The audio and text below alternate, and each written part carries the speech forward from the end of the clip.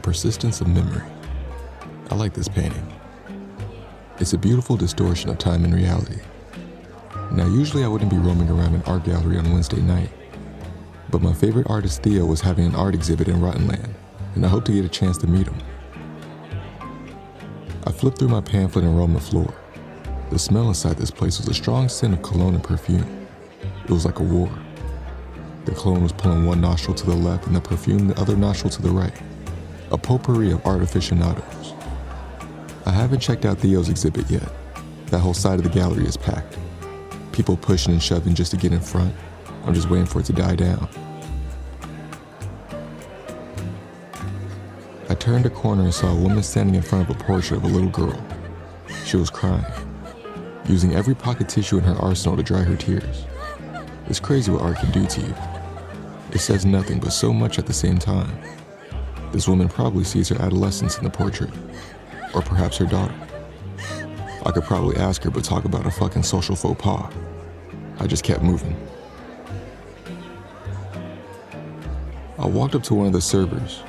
I asked if he had any food besides the bird feed on the table. He laughed and said that's all they got. I scanned my options.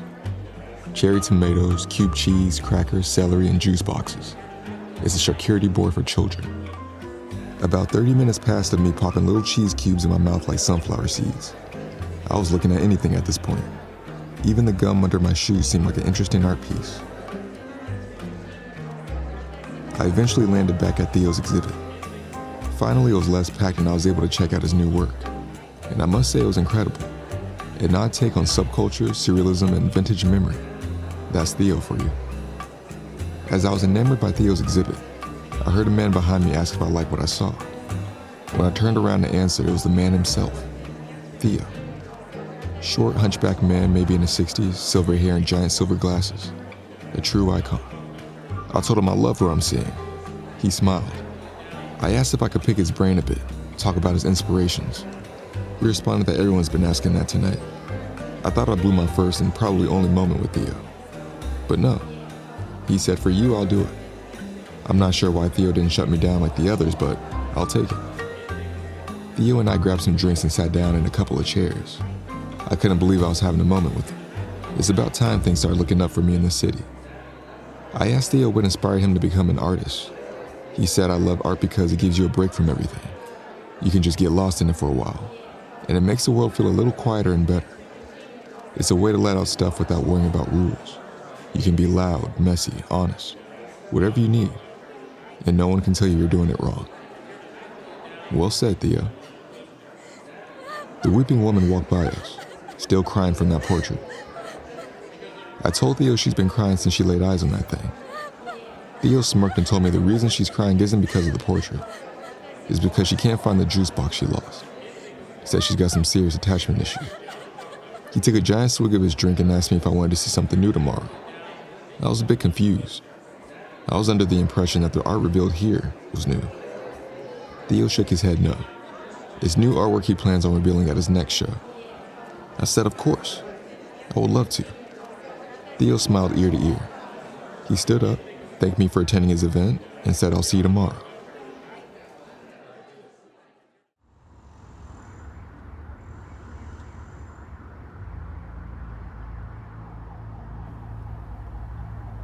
I tapped my phone screen. 1:30 in the morning. I couldn't sleep at all. I felt like a kid waiting on the first day of school. Outfit laid out, shoes right below, backpack well, probably not the backpack, but the patience was killing me. I wish the sun would pop up in the sky like a cartoon, speed up this shit. I was having these interval sleeps. Each time I woke up, I would think hours passed, and in reality, it was only 30 minutes. I was wondering what he was going to show me. Is it painting, sculptures, something cutting edge? And I have yet to know why I'm the candidate for this unreleased tour.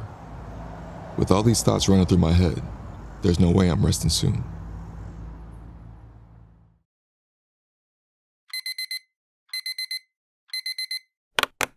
The next morning came.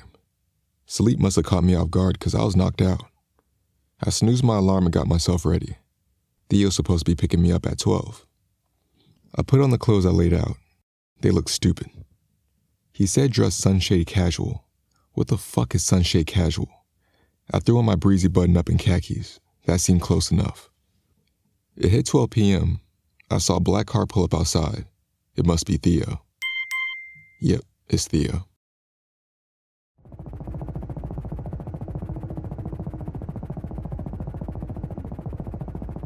We took a helicopter back to his home in Palm Springs. That's right, a helicopter. I thought we were going back to the gallery from last night. I haven't been to Palm Springs since I was a kid. Some family trip. Most of the flight I slept. I guess my restless night was fully catching up with me. I did wake up right before we landed. From overhead, his place looked massive, like one of those Bond villain layers. We slowly descended on his lawn. As Theo and I walked to his house, the pilot flew away. He better be back later to pick me up. Inside Theo's house was beautiful. High ceilings, massive chandelier above, marble floors below, and a grand foyer that greets you at the door. I only saw that shit in movies. I followed Theo through the house. There was a woman sitting at a dining table reading a book. Theo said it was his wife Loretta. I tried to wave to her, but she was glued to the book. Must have been good. We continued out back to his patio. At a table there was breakfast food. A little unconventional for lunchtime, but why not? Pancakes, bacon, eggs, hash browns, orange juice, and now that I'm looking closer, some French toast. This guy knows how to treat a guest. Theo and I took a seat at the table and began eating. I loaded up my plate, swirled that sweet maple syrup over the whole thing, and devoured that bitch down to a crumb. I asked Theo what the new exhibit was about. His answer was very vague. He just called it new, cutting edge, different. I guess that's artist talk for I ain't telling you a damn thing. I decided to pop the question too. Why'd he bring me out here? A complete stranger to fly in a helicopter and eat at his table. Theo said the ticket. At the gallery, the ticket seller gave a special ticket to a random buyer. That buyer was me. Theo called it a silent lottery. After eating, Theo asked if I wanted to play some basketball. I said sure. We started off with a game of Around the World and then a game of 21. I'm not gonna lie. Since he was older, I was expecting to go easy on him. Let him pass by my garden, hardly block him on the layup. But that was a mistake. He had game. 3 after 3, elbow after elbow, layup after layup. This man was an artist in the gallery and on the court. I tightened up on my defense, but that didn't help.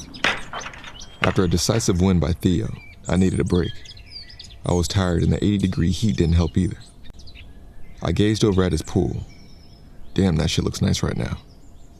I just watched his floaty going from one end to the other, imagining myself lying on top and then rolling off into the water.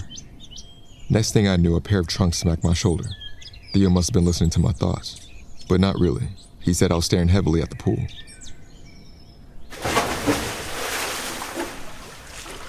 I did a few laps and hoisted myself on the floaty. Theo sat by the side, just his feet and shins in the water. His butler came out with a couple of cold beers. He gave one to Theo and then handed me one. I took a swig and laid back. What a beautiful day. I got out of the pool. Butler man dropped off some towels for us. I grabbed one and wrapped it around my shoulders. I didn't know what was in store next. Seems like I'm not going to see that exhibit until later. I told Theo I needed to use the bathroom. He pointed to a door on the side of his pool house. I took a long, satisfying number 1. Afterwards, I washed my hands. When I went to dry my hands, there was no paper towels. That's probably one of the most annoying things. Pour cereal, realize there's no milk. Wash hands, realize there's no paper towels. There was a few beach towels on a rack. I reached for the bottom towel and dried my hands. He won't know. I looked out the window. I saw Theo talking to Butler Man. I saw Butler Man take something out of his pocket and discreetly give it to Theo. What was that? Whatever it was made Theo look in my direction, perhaps to make sure I didn't see. I went back outside to Theo. He asked if I was ready to check out the exhibit. I said sure. Butler Man over here just staring at me, and then finally said one word. Dvoika, or some shit like that. We entered inside his house. Immediately I felt the cool breeze from the AC. Nothing better than a hot day and walking inside a cold area. We walked past Loretta again, still glued to the book. I asked Theo what she's reading. He said The Rotten Rose of Agatha. Never heard of that book. I followed Theo upstairs to the exhibit. Even the upstairs was nice. As we were walking down the hallway, a door was open. I saw a young girl sitting in front of a pink vanity mirror. Must be Theo's daughter. There was a door next to it that was shut. It had your typical do not enter, caution tape across the door. I could tell this was his son's room. And with his door closed, he's either going ham on the sticks or got his hand on his...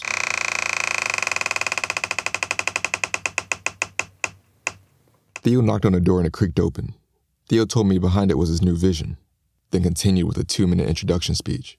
I didn't give a fuck. I just wanted to see what was inside. He walked in first and turned the light on. It was a room full of wax figures, I assumed. There was men and women dressed in different time periods. Some looked like they were from the 50s, some 60s, and so on and so forth.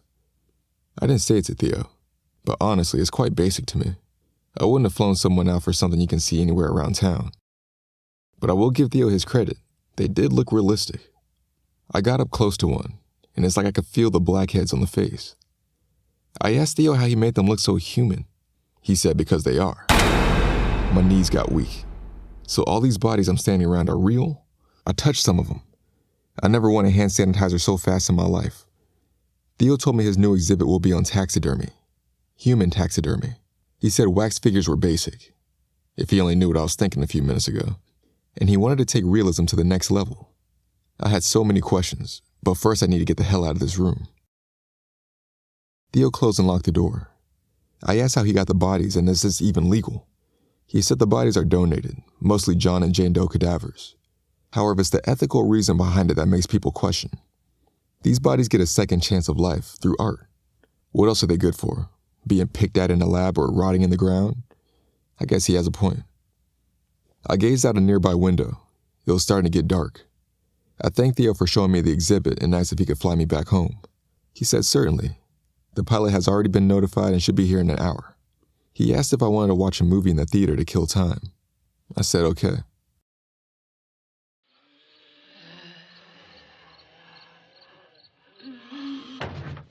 You ready upstairs? Yeah. Okay, toss him!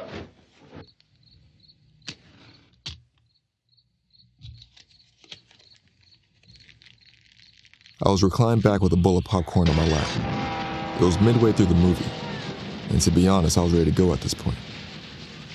I looked over at Theo and he still looked wide awake. Does his old ass ever get tired? I told Theo my phone's buzzing, going to step out for the call. I exited the theater and answered my phone. Based on your recent payment activity and balance, you are eligible for an interest rate reduction to as low as 1.9%. To take advantage of this limited time offer... Damn telemarketer. And low battery notification. I gazed over at the bedroom doors of Theo's kids. Maybe they have a charger. I did a courtesy knock on Theo's daughter's room and entered inside. She was still facing that pink vanity mirror. I asked if she had a phone charger I could use. No response. I got closer. Maybe she's hard of hearing. I asked again. No response. When I got up close, I realized a disturbing reason she wasn't answering. This girl is stuffed. Just like those damn people in the exhibit room. I walked out the room and crept downstairs because I knew there was something odd about that wife just sitting there. I approached Loretta at the table. Same thing. Stuffed. I went back upstairs and entered the son's room, but no one was there. As I was exiting, I noticed some pictures on the nightstand. It was Theo and his son, who looked strangely just like me. It was a photo of them playing basketball, swimming, and flying around in a helicopter. I'm not trying to believe what I'm thinking right now. I'm really trying not to believe what I'm thinking right now. And what I'm thinking right now is that I'm about to be stuffed. My red flags, flares, and hairs are going off. I need to leave now. With the little battery I had left on my phone, I looked up some rideshare prices. The total to go from here to Rottenland was more than what was in my account. Fuck, I need that pilot. I woke up. My head was pulsating, and I had this bright light shining in my face. I tried to move, but I couldn't. I looked at my wrists. They were restrained to whatever table I was on. I looked down at my body. I was in a surgical gown. Oh, this motherfucker about to stuff me. In the corner, I saw Butler Man, standing there hand over hand, waiting patiently. Theo walked in the room sporting headphones and looking like a damn doctor. I tried to call for his name, but he couldn't hear me. I heard tools clicking behind me, but I couldn't see. My head wouldn't turn that far. I kept trying to call for his name, but he wouldn't budge. And Butler Man watching this like a damn snuff film. I heard some type of electric saw turn on. My heart dropped. Theo walked beside me with the razor in hand. He was dancing to whatever tunes he was listening to. I was trying to gesture my hands to get his attention. Finally, he looked up at my face and took his headphones off. I asked him what the hell is he doing? He turned off the razor and sat it down. He told me it all started with the taxidermy art. He was getting bored, feeling repetitive with the art he was creating. Wanted to take it to the next level. There's always the old saying, art imitates life. But what if art is life? And that's what he did. And he did it well. So well that he figured he could take his own family and give them life again too. They were killed in a hot air balloon accident. Crashed. Except for his son. He fell out and turned to tomato soup. Wife and daughter's bodies were recovered, and with a nice payout to the coroner, he was able to secure their bodies. He stuffed them and put them in positions he remembered most. Wife reading her book and daughter gazing in her vanity mirror. And apparently for me, I'm going to be playing video games in his son's room. I asked Theo why me and not some other kid. He said I looked very similar to his son, and when he saw me at the gallery, I was prey. Dvoika, I heard from the corner of the room. I asked Theo what it meant. He said twin. The razor turned back on. I told Theo to wait, just hold on. He turned it back off. I asked Theo if he remembers the girl in the juice box, the one he said had some serious attachment issues. Theo said yes. I told him this was no different. Having your family corpses plopped around the house is probably beyond serious attachment. It's diabolical. I've never been married. I never had children. I don't know what it's like to lose either, and I won't pretend like I do. But I have lost friends and family that were closer than shirt on skin, and it hurts. But I had to learn to let them go. I told Theo, you need to let them go. I asked what his family would think if they saw themselves like this. Like a hypnosis, it seemed Theo snapped out of it. He sat the razor down. He signaled butler man to come help me out the restraints. I sat up. Theo began apologizing. He said all this was wrong, even the art. Cadaver should rest in peace, just like my family. I reassured him that his art is still amazing, inspirational to many. And if he really wants to honor his family's memory, he'll know what to do.